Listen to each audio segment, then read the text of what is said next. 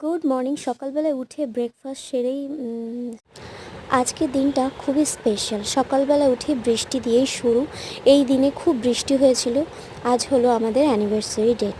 তো এই বৃষ্টির দিনে একদম আজকেও সেই সেম বৃষ্টি, মুষলধারে বৃষ্টি হয়েছে।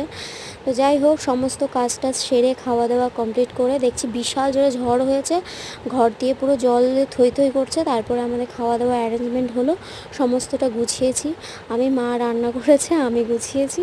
যাই হোক, এখন খেতে বসে গেছি। ভাই এসেছিলো 6টা সাড়ে 6টার দিকে।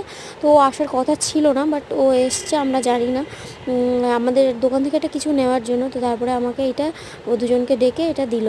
তো কোনো দিনই বুঝতে পারিনি যে ও এটা আঁকছে বা এমন কিছু। মানে খুবই আমি সারপ্রাইজড হয়েছে। মানে দুজনই খুব খুব পছন্দ হয়েছে। খুব একটা সুন্দর একটা জিনিস গিফট দিয়েছে। আমি অনেক দিন ধরে বলছি একটা ছবি আঁক, বাট ফাইনালি ও আমাদের দুজনের